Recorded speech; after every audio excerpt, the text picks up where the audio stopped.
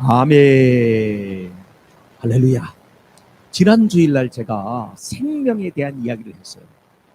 문자를 하나 가르쳐 드렸다니까. 헬라어로 생명이 뭐라 그랬어요? 조에라고 이야기했는데 기억나십니까? 조에. 한번 따라해 보세요. 조에. 그건 영원한 생명. 하나님의 생명을 말합니다. 그래서 예수님은 어떻게 해요? 이 땅에 생명으로 오셨는데 영원한 생명. 하나님의 생명을 가지고 오셨다.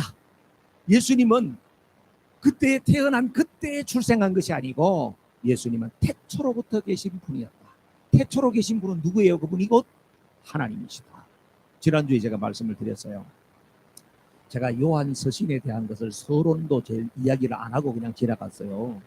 지난주에. 한국 갔다 오면서 받은 계시가 그냥 마음이 너무 급해가지고 요한 서신을 이제 앞으로 몇 주 동안 요한 서신의 말씀을 나누려고 해요. 사도 요한이 쓴 책이 신약에 몇 권인지 아세요? 네, 몇 권이나 되세요? 5권. 그렇죠. 요한복음 썼어요. 요한 1서, 2서, 3서. 그리고 요한계시록. 그렇죠. 5권.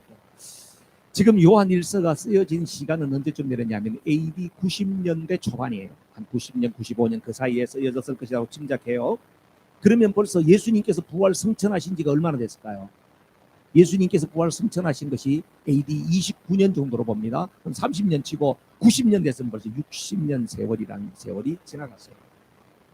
그리고요, 예수님의 12제자 가운데에서 그때까지 살아남은 사람은 요한밖에 없었어요. 다 세상을 떠나고 순교의 제물이 되었죠. 세월이 지나다 보니까 어떻게 했을까요? 가짜 복음, 거짓 선생들이 나오는 거예요. 복음을 왜곡하는 사람들이 나타난 겁니다. 그래서 그 사람들이 한 이야기가 뭐냐면은 예수님께서 이 땅에 오신 것은 사람으로 온 게 아니라는 거예요. 예수님은 신성과 인성을 가지고 있는데 그 당시에 대표적인 이단이 뭐였냐면 예수님은 사람이 아니라는 거예요.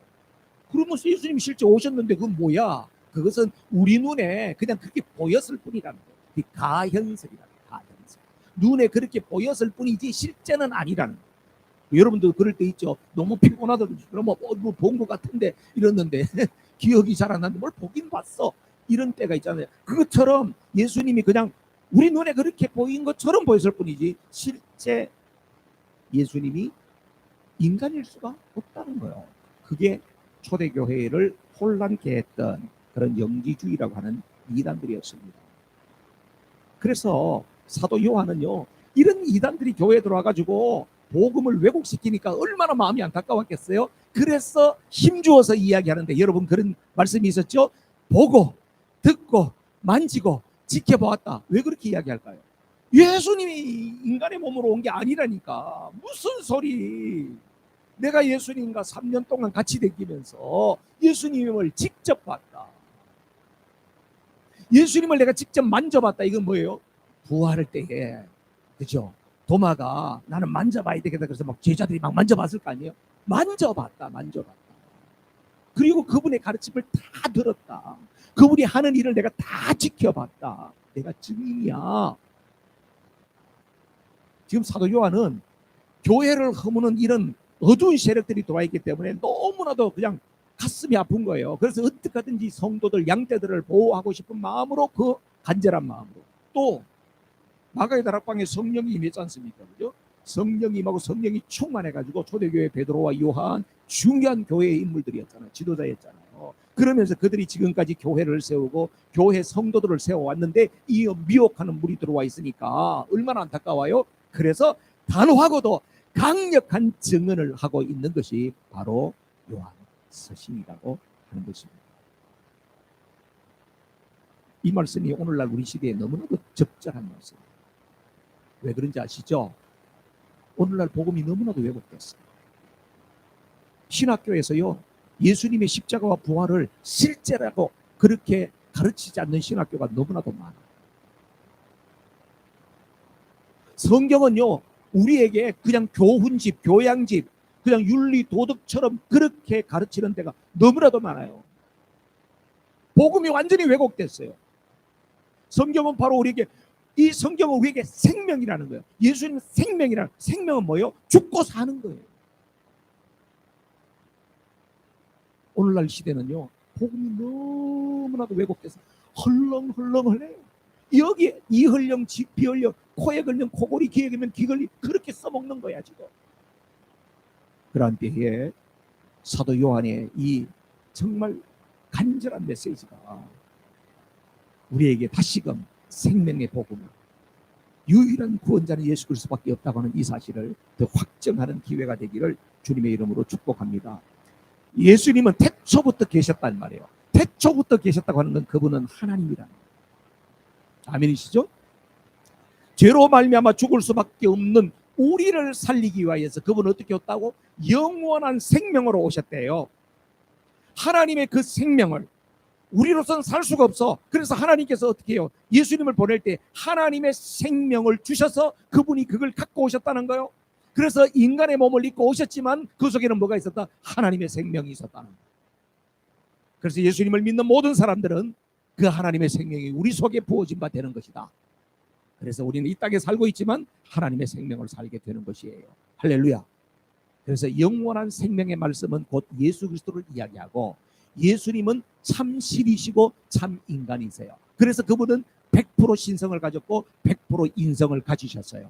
그래서 그분은 이 땅에 인간의 몸을 입고 오셨지만 그분을 보고는 우리는 하나님이라고 이야기하는 거예요. 아멘이시죠?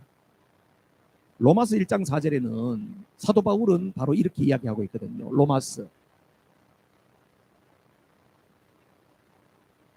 다 같이 읽어볼까요? 시작. 성령으로는 죽은 사람들 가운데서 부활하심으로 나타내신 권능으로 하나님의 아들로 확정되신 분이십니다. 그는 곧 우리 주 예수 그리스도이십니다. 아멘. 그 앞에 1절부터 4절까지 다 읽어야 되는데요, 제가 4절만 읽었어요. 그 앞에 무슨 이야기가 나오냐면 복음이 뭐냐, 이 이야기는. 복음이 뭐냐 이렇게 이야기하는데 4절의 결론으로 곧 우리 주 예수 그리스도 그분이 복음이다, 그런 이야기예요. 여러분, 복음이라고 하는 것은 유앙겔리온이라고 되어 있어요. 좀 어려운 이야기죠. 헬라어에서는 유앙겔리온, 복음. 복음은요, 굿뉴스라고 이야기를 하죠. 기쁜 소식이에요. 최고의 소식이에요. 최고의 소식은 바로 뭐냐면 예수님이 최고의 소식이에요. 예수님이 이 땅에 사신 그 일이 최고의 소식이에요. 예수님이 이 땅에 오셨다고 하는 그 소식만큼 귀한 소식이 없어요. 왜냐하면 희망 없는 이곳에, 절망이 가득한 이곳에, 죄로 말미암아 죽을 수밖에 없는 이곳에 예수님이 이 땅에 오심으로 말미암아 우리에게 영원한 생명을 주셨기 때문에. 그래서 사도 바울은요, 복음은 바로 뭐다? 예수님이 복음이다. 그래서 로마서 1장 1절부터 4절까지 나오는 이야기는 구약에서 선지자를 통하여서 예고하시고 예언하신 그 말씀이 바로 누구다? 예수님이다. 하나님께서 하나님의 독생자를 보내신다고 예언하고 예고했는데 그분이 바로 누구다? 예수님이다. 그분은 다윗의 혈통을 통해서 올 것이라고 이야기했는데 그 육신의 몸을 입고 오신 그분이 바로 누구다? 예수님이다. 그분은 죽은 자 가운데서 다시 살아날 것인데 부활하신 그분이 누구다? 예수님이다. 그분은 우리의 복음이시다. 오늘은 3절 4절에 있는 말씀을 중심으로 말씀을 드리려고 해요. 여러분, 이 생명의 말씀이신 예수 그리스도가 우리와 어떤 관계를 맺어야 되는지, 우리가 그 생명이신 예수님과 어떤 관계를 맺어야 되냐, 그리고 예수님과 그 관계를 맺을 때 우리에게 어떤 일이 일어나냐, 그런 이야기가 3절 4절에 나오는 말씀이에요. 3절 말씀 볼까요? 3절, 본문 3절입니다. 시작. 우리가 보고 들은 바를 여러분에게도 선포합니다. 우리는 여러분도 우리와 서로 사귐을 가지기를 바라는 것입니다. 우리의 사귐은 아버지와 또 그의 아들 예수 그리스도와 함께하는 사귐입니다. 아멘. 사귐이라는 이야기가 많이 나오는데요, 관계라고 말할 수 있죠. 하나님은 우리를 창조하실 때에, 우리 인간을 창조하실 때 어떻게 창조하신지 아세요? 관계적 존재로 창조하셨어요. 어려운 이야기입니까? 관계적 존재로. 인간은 하나님이 우리를 만드실 때에 관계를 맺으면서 살도록 만들었단 말이에요. 혼자 독불장군 그런 게 없어요. 우리 집에 독불장군 하나 있어요. 그 사람도 독불장군은 있지만 마음은 괴로울 거예요. 누군가가 자기에게 관심을 가져주기를 되게 원할 거예요. 왜냐하면 하나님께서 우리를 그렇게 만들지 않았어요. 관계적 존재로 만들었어요. 그래서 하나님께서 우리를 만드실 때는 여러분 아시는 대로 하나님의 형상으로 만들었다. 하나님의 형상은 바로 뭐냐면 사람이 하나님과 관계를 맺고 살도록 그렇게 만들었다는 이야기입니다. 그게 최고의 행복이에요. 여러분, 인간이요 가장 행복은 뭐냐 하면요, 이 사람 잘났다 못났다 그게 중요한 게 아니고 하나님과 바른 관계를 맺고 사는 사람인가 안 그런 사람인가, 거기에서 행복과 불행이 결정돼 버려요. 그래서 지난 주일날 제가 이런 이야기 했죠. 하나님께서 우리를 지으셨는데 인격적으로 사역적으로 우리를 지으셨다고. 선십과 킹십을 이야기했을 때에 선십은 하나님의 자녀된 인격적으로 하나님의 성품과 하나님의 기질을 닮은 존재로 만드셨고, 또 하나는 하나님이 하셔야 할 그 일들을 우리가 감당할 수 있도록 사역적 측면에서 하나님께서 우리에게 통치권을 주고 많은 권한을 주셨다. 기억나시죠? 그런 일을 통하여서 우리 인간들과 어떻게 하기를 원하세요? 하나님은 관계를 맺기를 원하세요. 관계를. 하나님과 이 관계가 바르게 돼 있어야만이 이 세상의 모든 사람들뿐만 아니라 피조물 세계들과 다 관계가 바르게 되도록 되어 있었어요. 그런데 사람이 죄를 짓고 나니까 어떻게 돼요? 죄가 들어와 버렸어요. 죄가 들어오고 나니까요, 제일 먼저 무너지는 것이 하나님과의 관계가 무너져. 그 다음에 따라서 무너지는 것이 뭐냐면 사람들과의 관계가 무너져 버려요. 죄 짓고 나서 하나님과의 관계가 무너지니까 아담과 하와가 어때요? 나무 뒤에가 숨어 있잖아. 그전에는 안 그랬어요. 하나님하고 아주 그냥 계속, 그전에는 에덴 동산에서 너무너무 좋게 지냈어요. 하나님 어디 있니? 뭐 이렇게 아주 친밀하게 지냈어요. 그런데 죄 짓고 나니까 어떻게 해요? 나무 뒤에가 딱 숨었어요. 하나님께서 옛날의 목소리를 불러서 아담아 너 어디 있니? 불렀어요. 그때 아담은 막 심장이 벌렁거려요. 하나님과 옛날 관계. 여러분, 죄 짓고 나면요 심장이 벌렁벌렁 하잖아. 남편한테 죄 짓고 나면 어떻게 해요? 남편한테 얼굴도 못 쳐다보잖아. 남편들이, 아내들이 남편한테 죄 지을 건 별로 없나? 남편들이 아내한테 죄를 지으면 어때요? 얼굴 보기가 못하잖아. 자식이 부모님 말 안 듣고 불순종했을 때 어떻게 해요? 집에 들어가기가 싫잖아. 죄라고 하는 것은 뭐예요? 관계를 단절시키고 관계가 깨집니다. 여러분, 하나님과의 관계가 그렇게 무너지고 났더니 자동적으로 뭐예요? 사람 관계가 무너져요. 그래서 하나님께서 물으니까 어떻게 해요? 아담이 하나님 죄자가 말, 나 혼자 있어도 괜찮은데 하나님 괜히 죄자 하나 만들어가 죄자 때문에 내가 그렇게 한 거예요. 그러니까 어떻게 해요? 하와는 너 왜 그랬니? 그래. 하나님 뱀이라는 녀석이 나타나가지고 말이에요. 흰 혓바닥을 낼랑거리면서 그래가지고 뱀 새끼 때문에 그랬어요.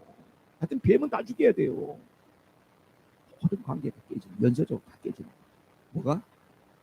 죄가 들어오게 되면요, 관계가, 하나님과의 관계가 무너지고 모든 관계가 무너집니다. 여러분, 성경이 말하고 있는 회복이라고 하는 것은 뭘까요? 성경이 말하는 복음이라는 게 뭐예요? 그것은 바로 하나님께서 만든 모든 질서 속으로 다시금 돌아가요. 하나님께서 만드신 그 질서를 되찾아가는 것이에요. 하나님과의 관계가 회복되어지고, 그리고 나서 온 사람들, 자연, 만물이 다 회복되어져서 하나님의 그 계획 속에 들어가는 것이 가장 행복한 줄로 믿습니다. 그거예요. 그래서 회복의 출발은요, 하나님과의 관계에서 제일 먼저 회복돼야 돼요. 인류가 지금까지 살아왔던 삶을 보면요, 많은 문제가 있었어요. 그런데 사람들이 그런 문제가 일어날 때마다 그 문제를 해결해 보려고 많은 노력을 했어요.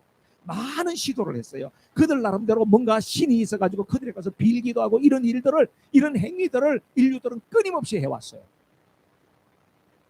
그런데 인간의 문제는 해결이 안 되는 거예요. 왜 그럴까요? 우리를 지으신 창조주 하나님과의 관계가 되어야 된다고 하는 사실을 깨닫지 못했기 때문에. 여러분, 자연이 훼손됐어요. 자연을 사랑합시다. 가꿉시다. 우리가 나무를 심읍시다. 물을 줍시다. 저도 초등학교 때는요, 토요일 날은 맨날요, 교회랑 학교 갈 때요, 호미하고 낙 같은 호미, 괭이 이런 거 들고 학교 갔다니까. 제가 어느 정도 깡촌에 살았는지 아시겠죠? 토요일 되면요 맨날 가가지고요 실습한다 그러면서 뭐 산에다 나무를 심자 이러면서요 맨날 나무 심으러 다녔어요. 왜냐하면 그 당시만 해도 다 벌거숭이산이었어요. 여러분 나무를 심고 가꾼다고 해서 좋은 세상이 될까요?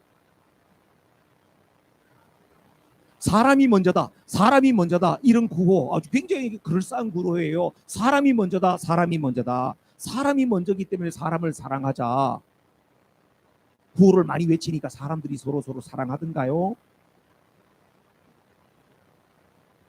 하나님과의 관계가 먼저 회복되지 아니하고는 아무리 구호를 외치고 아무리 분위기를 조장하고 운동을 한다 할지라도 회복이 안 되는 거예요. 순서가 있기 때문에. 하나님과의 관계가 바르게 되지 아니하고는 어떠한 방법으로도 온전한 회복을 이루어지지 않는다. 그러면 하나님과의 관계의 회복이라고 하는 것은 바로 뭐냐면 우리 존재 자체가 하나님 앞에 회복이 되어야 되고 하나님과의 관계 자체가 회복이 되어져야 된다고 하는 것을 말씀해요. 그런데 사람들이 그 길을 잘 찾지를 못하니까 하나님께서 너무나도 우리를 불쌍히 여기시고 그래 고생이 많아 너희들 그렇게 해서는 안 되지. 내가 너희들 회복하는 길을 가르쳐 줄게. 내가 시키는 대로 해. 그러면 관계가 회복될 거야. 그래서 가르쳐 주셨어요. 그게 바로 뭐냐? 구약 성경에는요 이스라엘 백성들을 선택해가지고 하나님 앞에 나아갈 수 있는 방법이 바로 제사 제도였어요. 레위기에 나오는 제사 있죠? 그게요 하나님 앞으로 나아갈 수 있는 방법, 길을 열어주신 거였어요. 신약 시대는 어떻게 해요? 구약에 그렇게 해보니까 이 사람들이 그것도 못하고 그것도 또 변질시키는 거예요. 그러니까 하나님께서는 더 간단한 방법으로, 그러나 하나님께서는 어마어마한 희생을 본인이 감내하시면서 하신 방법이 바로 뭐예요? 독생자 예수 그리스도를 제물로 이 땅에 보내신 거였어요. 그래서 누구든지 주님의 이름을 부르는 자는 구원을 받는다. 누구든지 영접하는 자, 곧 그 이름을 믿는 자들에게는, 예수님을 영접하고 그 이름을 믿는 사람에게는 하나님의 자녀가 되는 권세를 주셨대요. 아멘이시죠? 예수님만 믿으면 하나님께서는 우리 인생의 모든 문제를 해결할 수 있는 길을 열어주셨다 이 말이에요. 여러분, 예수 믿는 것은요 단순히 교양 강좌가 아니에요. 우리 인생의 모든 문제를 해결할 수 있는 유일한 방법이에요. 예수님을 믿는다고 하는 것은 이 세상 가운데에서 환난이 많고 고통이 많고 광야 같은 인생을 걸어가지만 결국은 승리할 거다. 결국은 승리할 것이다. 우리 인생은 해피엔딩으로 끝나게 될 것이다. 이것이 바로 예수 믿는 것에 주어진 복이에요. 성경은 우리에게 이렇게 이야기합니다. 예수를 믿으면 금생과 내생의 복이, 이 땅에서만 복으로 끝나는 것이 아니라 영원한 하나님 나라의 복으로 이어진다고 하는 것을 말하는 겁니다. 여러분, 이렇게 하나님과의 관계가 회복되어져서 하나님의 은혜와 복을 누리면서 사는 사람들이 모여 사는 공동체를 뭐라 그러냐면 그걸 보고 교회라고 해요. 여러분, 교회가 이 어마어마한 비밀을 가지고 있는 공동체입니다. 하나님께서 하나님의 자녀로 이미 성부 하나님께서 우리를 선택하시고 예전에 우리를 선택했어요. 만세전에 저 바구노라고 하는 인간이 몇 년도에 태어나서 어떻게 살고 어떻게 미국에서 살고 그 사람을 만세전에 하나님 계획하시고 그리고 예수님 독생자를 통하여서 나를 구원하셨어요. 내가 허물 많은 인생, 죄 많은 인생인데 예수님의 피로 다 씻어서 의롭다 인정해 주셨어요. 그러고 나서 이걸 누가 믿겠어요? 성령님께서 계속해서 우리 마음속에 인쳐주신다고 하는 것은 확인 도장을 찍어준다고 하는 것 똑같은 거예요. 너는 하나님의 자녀야. 너는 하나님의 자녀야. 네가 이런 존재가 아니야. 너는 귀한 존재야. 여러분, 하나님께서 우리를 그런 존재로 만들으셔서 우리를 뭐라고 부르시냐면 성도라고 불러주는 거예요. 할렐루야. 뭐라고 부른다고? 성도라고 부르는 거예요. 성도가 얼마나 좋은 건지 아세요? 내가 오래전에 어떤 분 만났어요. 새로 교회 왔어요. 그래가지고 어디 집사님이시셨어요? 교회에서 직분이 뭐였어요? 아, 예, 저는 성도밖에 안 됩니다. 세상에.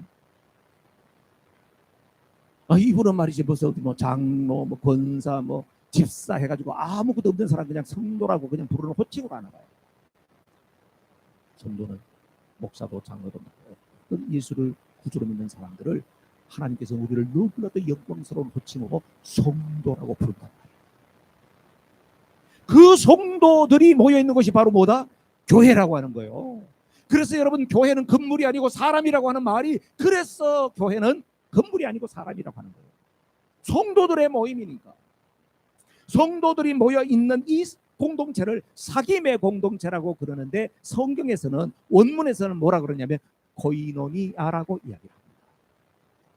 따라해보세요. 코이노니아. 코이노니아. 교제의 공동체, 사귐의 공동체라고 하는 뜻입니다.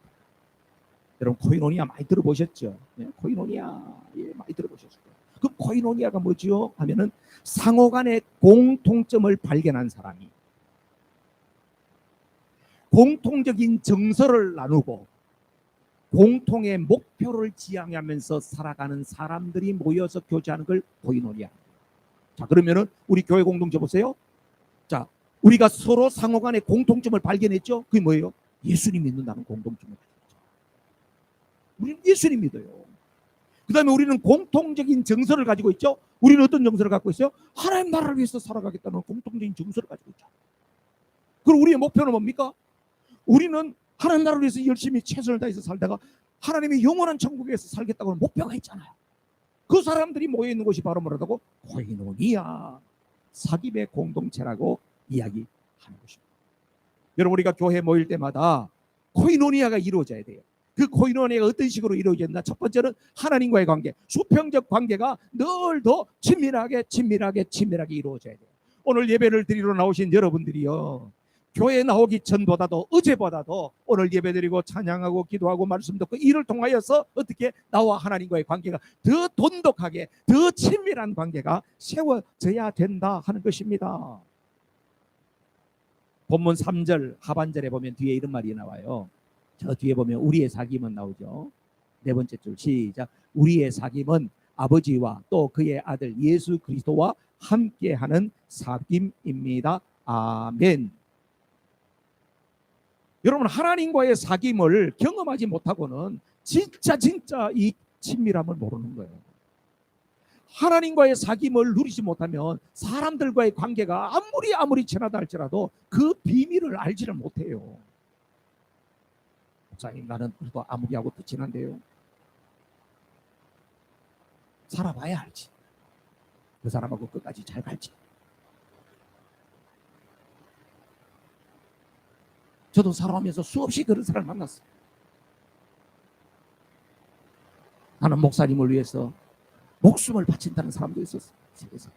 하지 말라 그래서 나한테, 나를 위해서 목숨 바치지 말라. 그 주님을 위해서 목숨 바치. 아닙니다. 나는 목사님아 목숨을 바친다. 뼈파도 있었어. 뼈파. 목사님 위해서 내가 뼈를 묻겠습니다. 뼈를 묻는 뼈파도 있었어. 별 사람 다 있었어.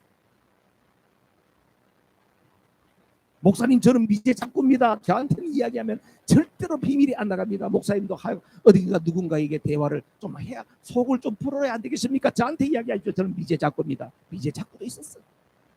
별 사람 다 있었어.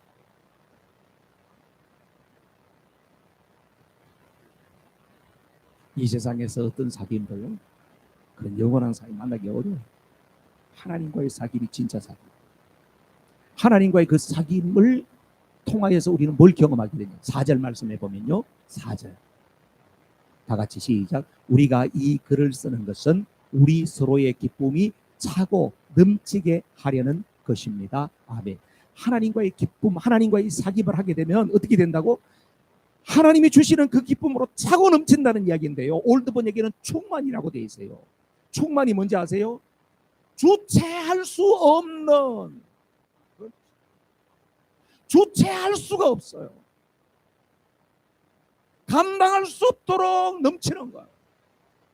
여러분, 이 컵에 물 쫄쫄 부어가지고 넘치는 정도가 아니고요, 큰 물통을 가서 부어가지고 그냥 차고 넘치는 것, 터져 넘치는 것을 충만이라고 해요.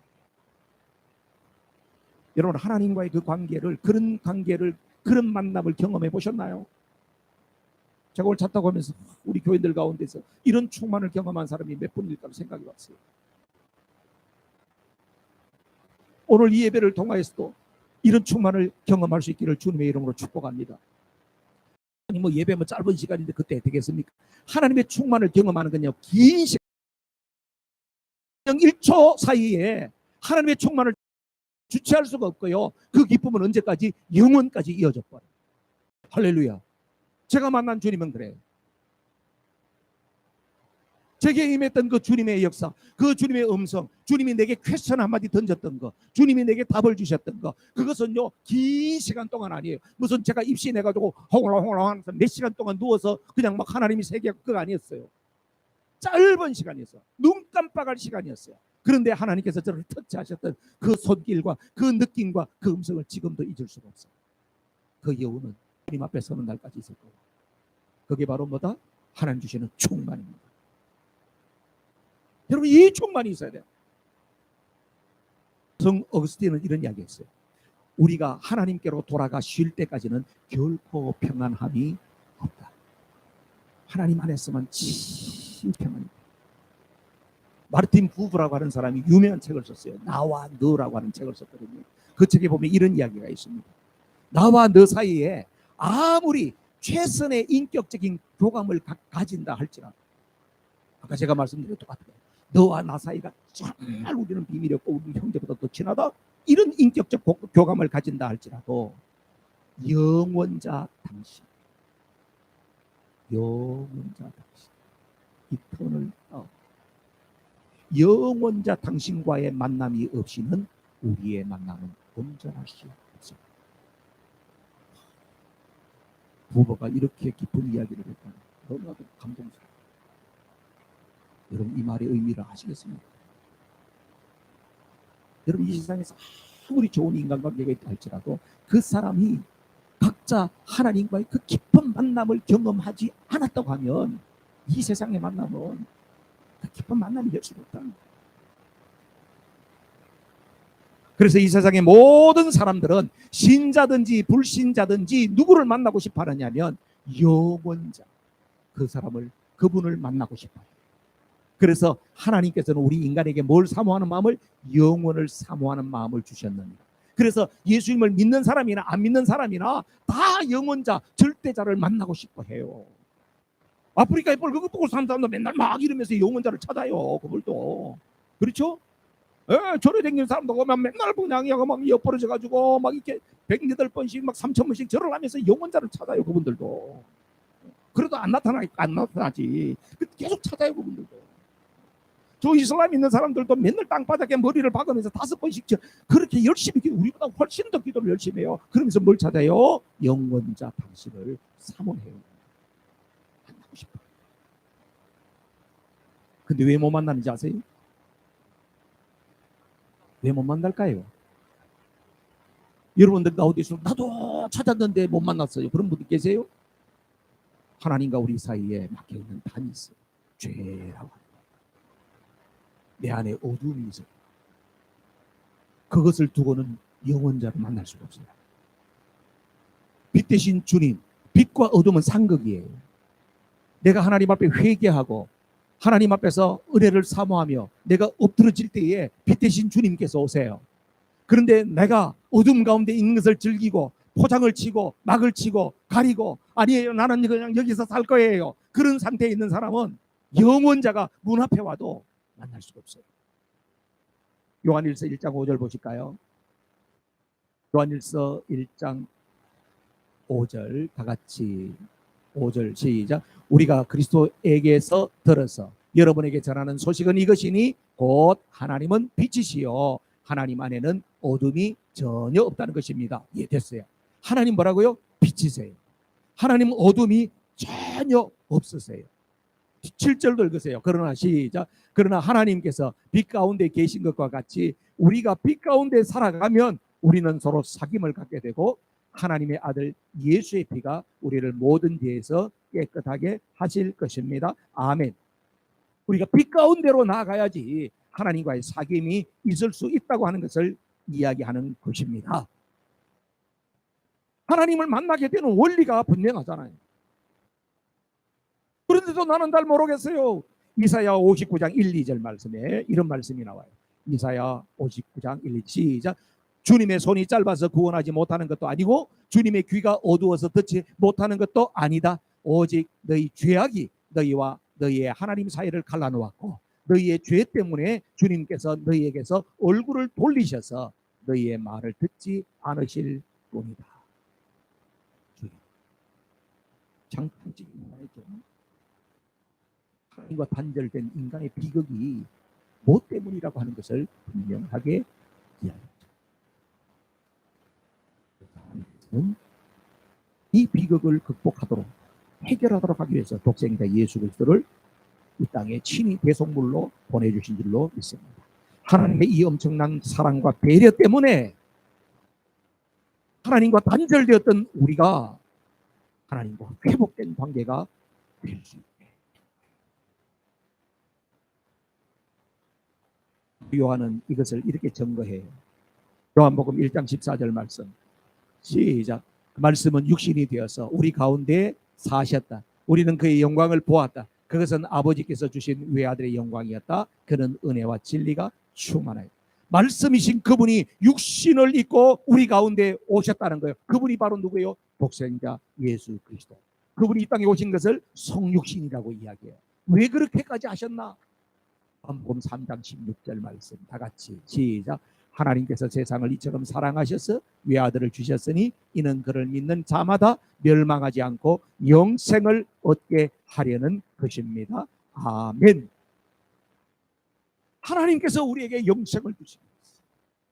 하나님께서 우리에게 하나님의 최초의 오리지널 그 복을 회복시켜 주시기 위하여서 하나님 자신이 어마어마한 대가를 치르셨다.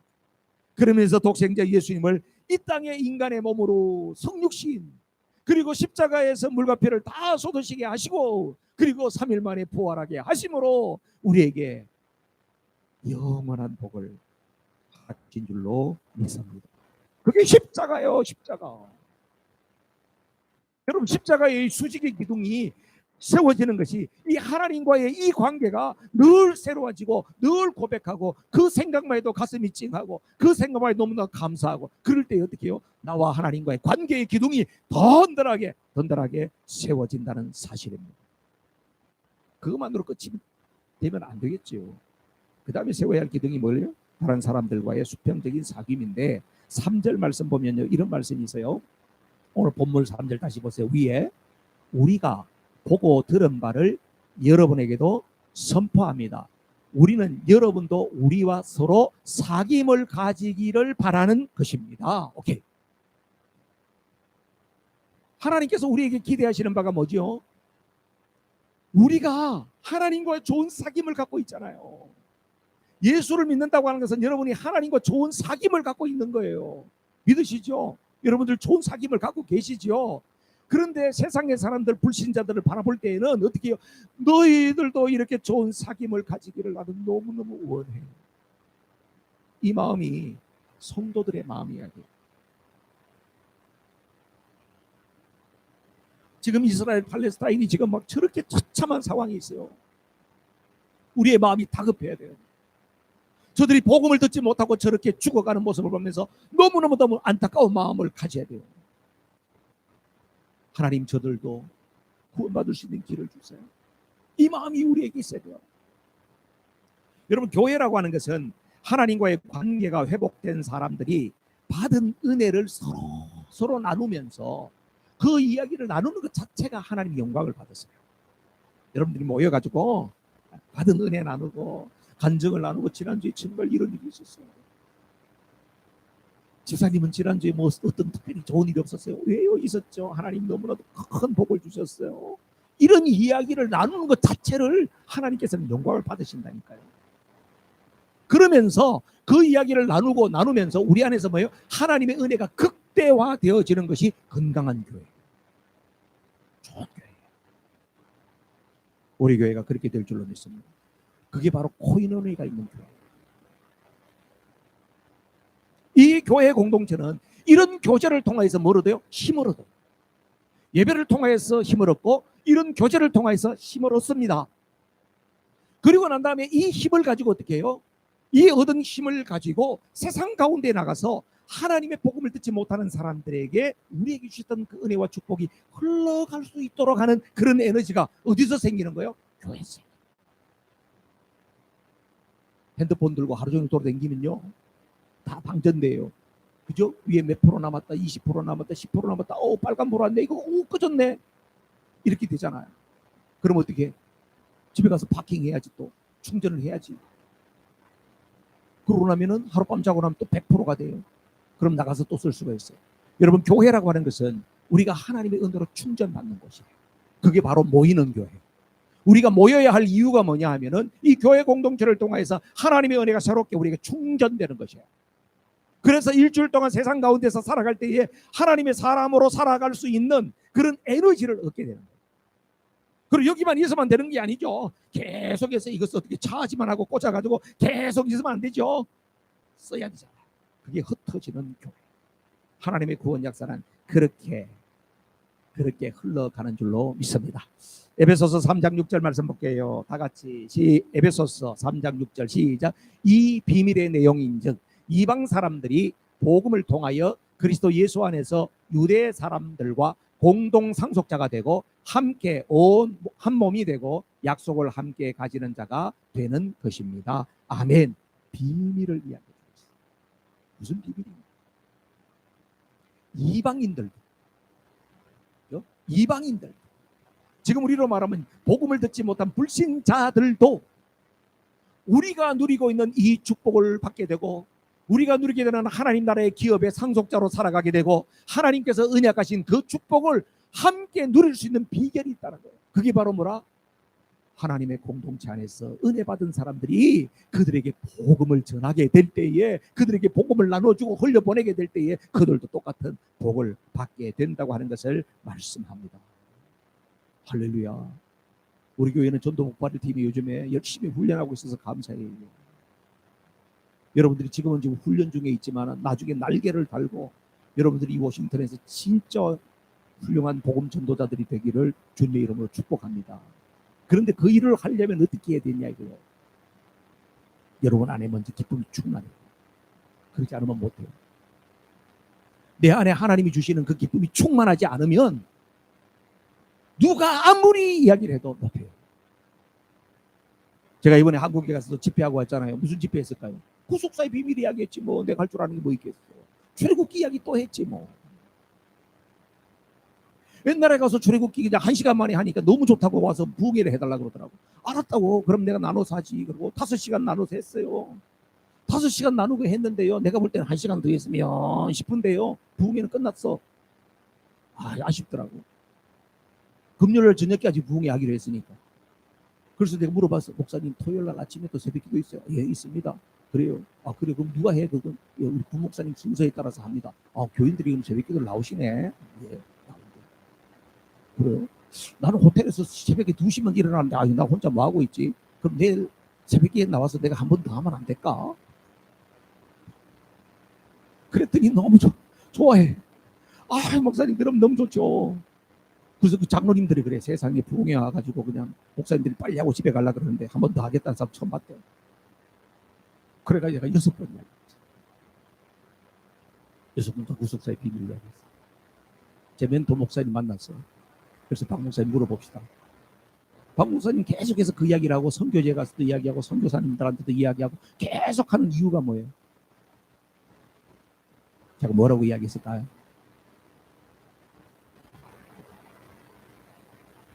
예? 아는 건 이밖에 없어서 그래요. 그랬을까요?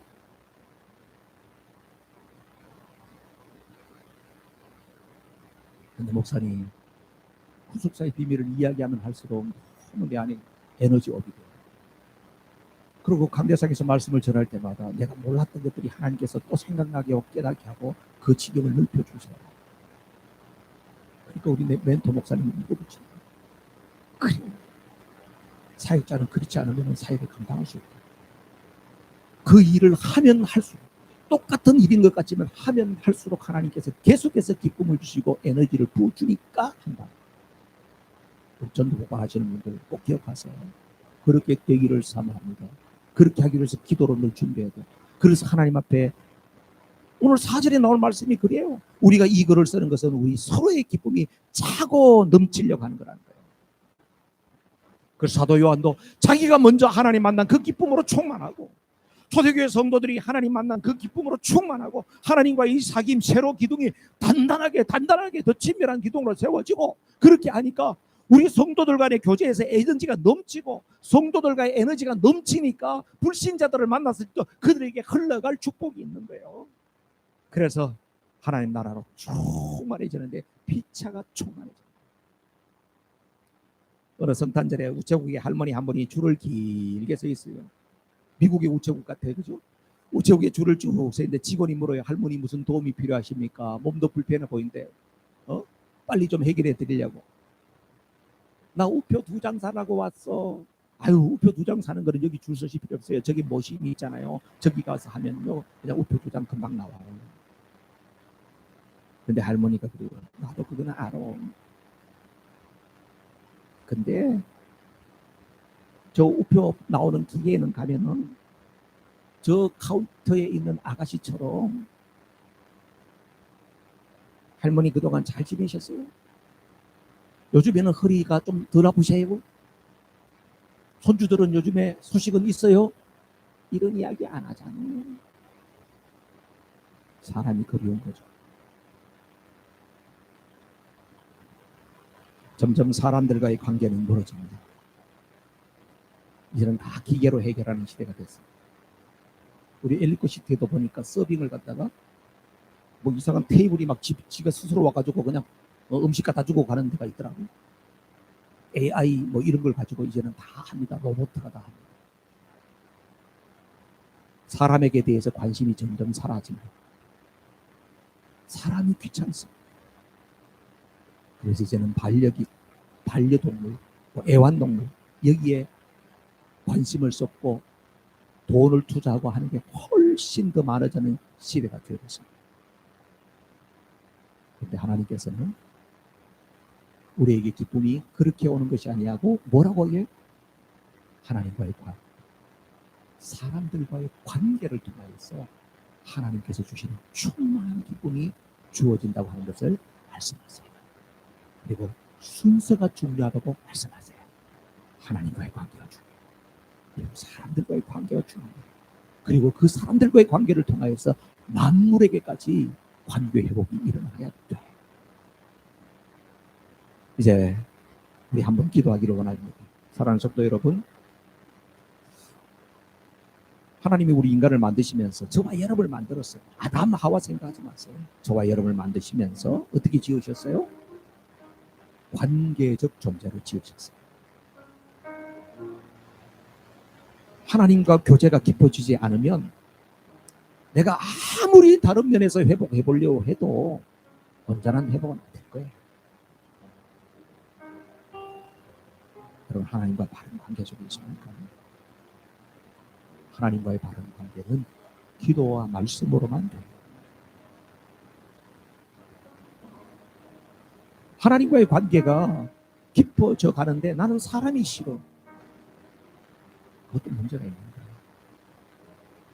거예요. 다른 사람들과 교제를 통하여서 하나님이 주시는 그 행복감, 기쁨이 너도 업되고 나도 업되게 하신 겁니다. 이 결실의 계절 가을에 더 좋은 열매를 맺도록 하나님과의 관계, 또 다른 사람들과의 관계, 또 내가 전도해야 될 그 사람들과 내가 좋은 관계를 맺고 있는가 다시 한번 여러분 점검해 보시면 어떨까요? 이 시간 우리 합심해서 조용히 결단의 기도를